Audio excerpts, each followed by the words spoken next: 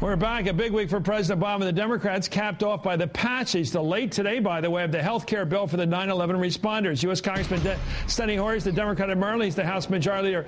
Mr. Leader, I have never seen you so strong.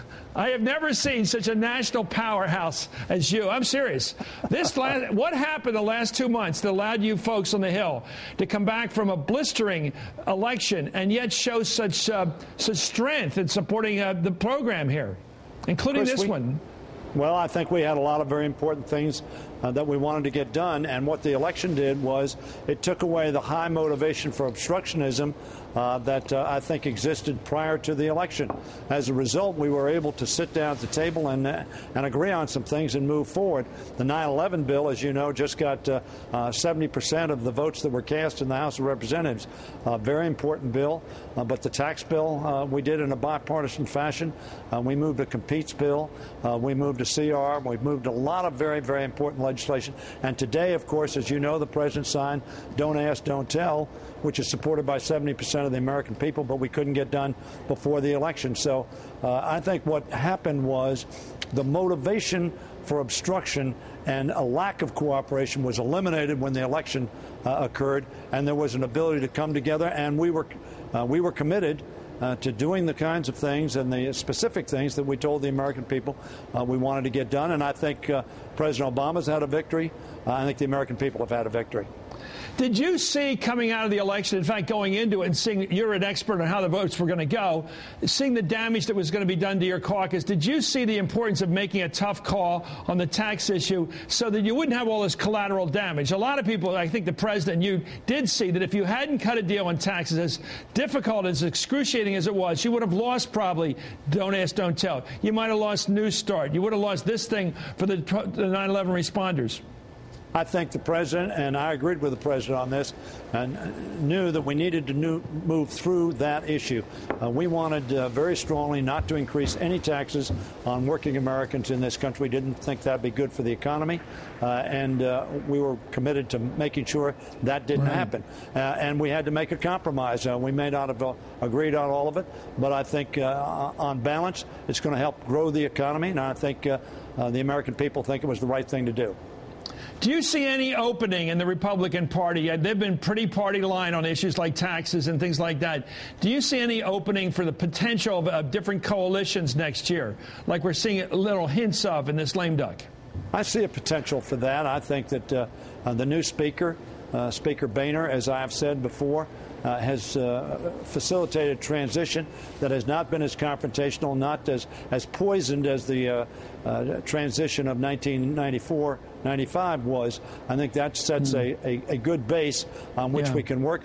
And the country needs us working together, needs us to find common ground, because we've got some tough problems.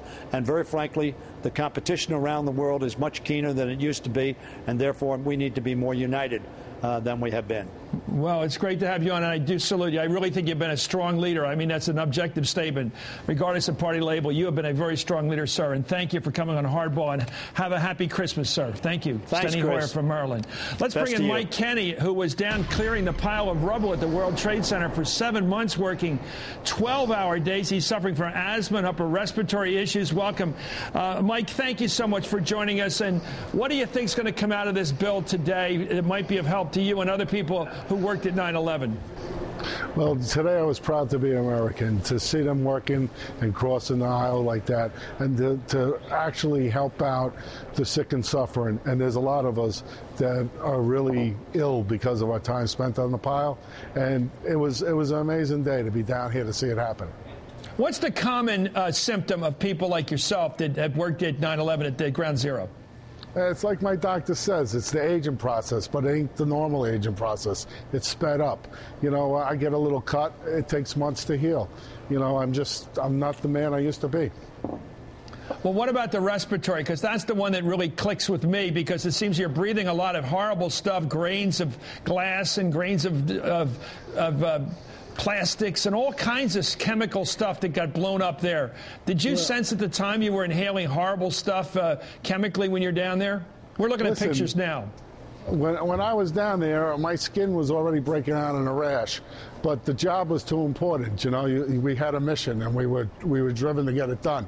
And you take cement that's pulverized and you put it in your lungs, and then it gets wet. It just becomes cement again, and that's what's happening to these guys. You know, our lungs. You know, I'm wheezing going up a flight of steps. So that stuff we saw in the air, that dust, that was filled with bad chemicals. It wasn't just bad for the eyes. It was going inside you.